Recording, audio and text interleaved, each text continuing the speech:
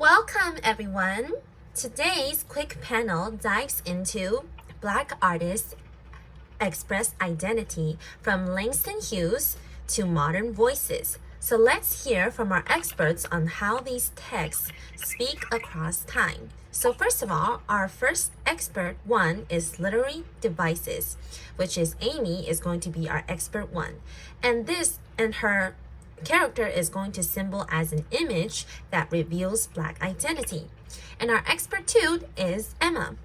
Emma is going to tell us the historical context, like the key challenge Black artists faced. And next one is Vera.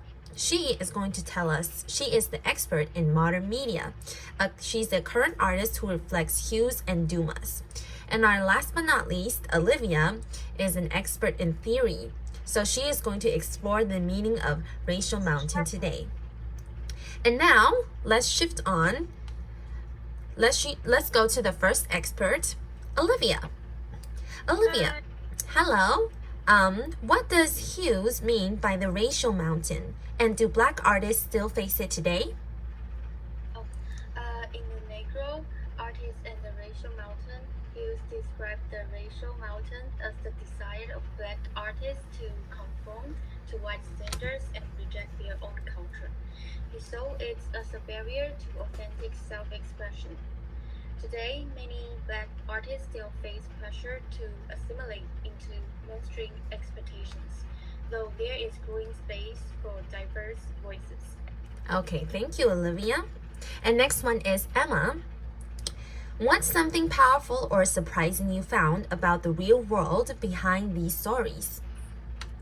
Okay, so the one powerful thing is how many of these stories were written during hard times in the history, so such as war or racism or the unfair treatment of women.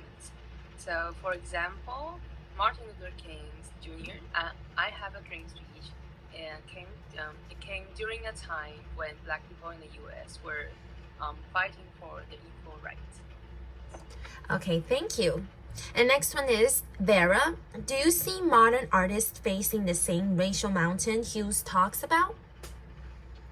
Yes. I think many modern artists still face the racial mountain Hughes described in his essay. While the context has evolved, core struggle remains.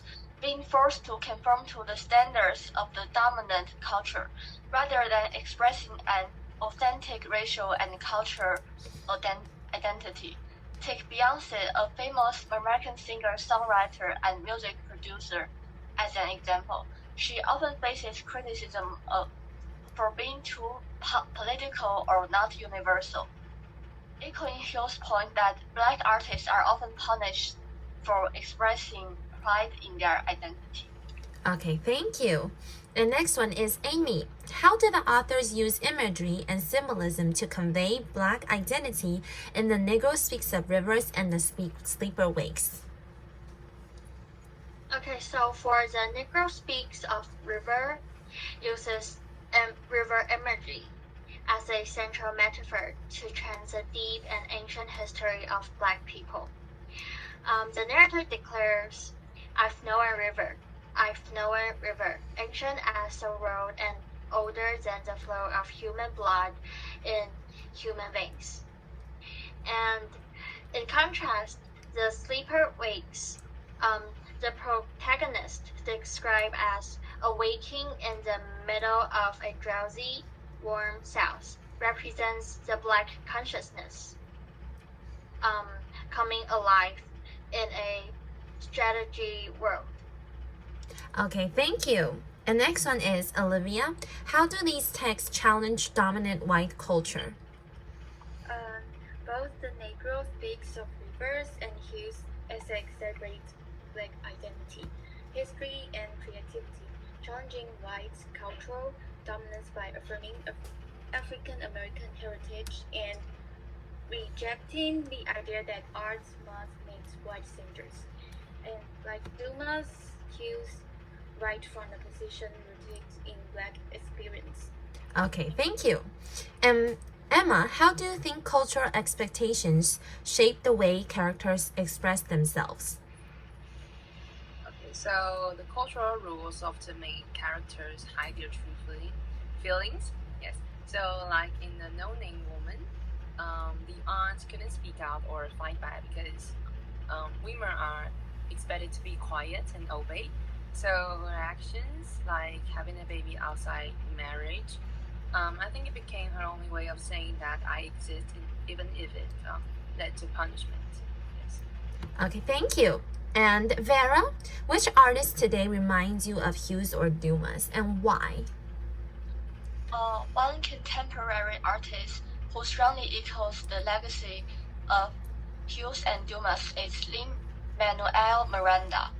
He's similar to Hughes in cultural pride and resistance. Both artists reject the idea of needing to whiten their work.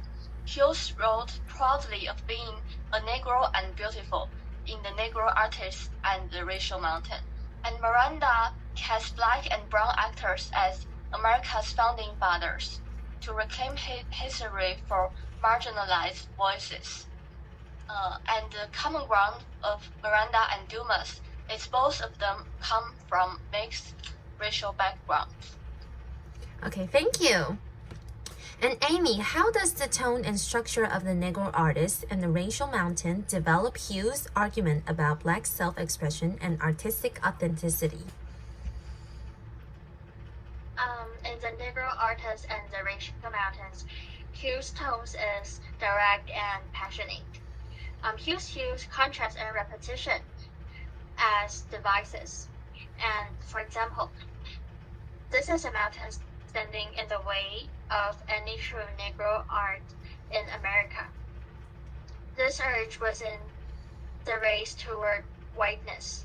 He used the metaphor, the mountain, symbolized the psychological barrier that prevents ancient self-expression. Thank you. And last but not least, I have a last question for everybody. So first, Olivia, what does theory say about finding your true voice? African American literary theory and identity theory argue that finding one's voice involves reclaiming heritage and resisting imposed identities. Post-colonial theory support the idea that speaking from one's own cultural reality is an act of resistance and empowerment. Thank you. Thank you. And next is Emma. How does knowing the history or culture behind the story help you understand it better? So when I know the history or culture, I can understand that why the characters act the way they do. So for example, in The Negro Speaks of River by Langston Hughes, so knowing the history of the slavery and African roots helped me see why rivers are important. So they are more than just water. They show some strength, history, and a deep connection to the past. Thank you. And next one is Vera. How might a story like The Sleeper Wakes be told today? In today's style of science fiction, the future society might be dominated by AI that enforces compliance, controls labor, and monitors citizens. And the protagonist might be someone coming out from cryo sleep, waking to a world drastically changed by technology and politics. The narrative techniques mentioned above reflect contemporary issues like surveillance capitalism, AI dominance, and socio-economic inequality. Thank you. And last is Amy. In what ways do the selected texts portray the Black experience as a both personal awakening and a collective memory? Well, all three texts emphasize the Black experience as a deeply personal journey that is inseparable from a shared historical and cultural aspect. And I would use in the Negro Artist and the Racial Mountain as an example.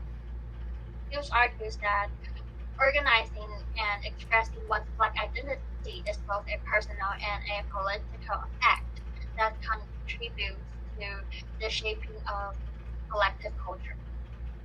Thank you. So after everything that we've shared, I want to ask you guys that what do you think is the biggest challenge for any artist trying to express who they really are? Olivia? Okay. Theoretically, African American literary and post-colonial frameworks reinforce the importance of reclaiming voice as an act of resistance and self-definitions. Like identity, according to these theories, is not something like passively inherited, but something actively constructed through engagement with one's history and community. Thank you. And Emma? So I think the biggest problem was that the characters are trapped by the unfair rules or hate or by the silence. Thank you. And Vera?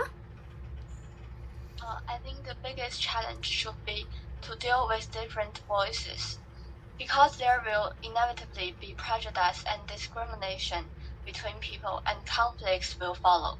Therefore, many artists weaken their own personality in order to cater to the masses. Thank you. And last is Amy. Okay, so from a literary aspect, I think the author should use some symbol, imagery, or the tone and structure to let the readers know their feeling and know what they're going to express. So I think the difficulties for them is they need to find out how they could, through the words, let the readers also get their feelings. Thank you.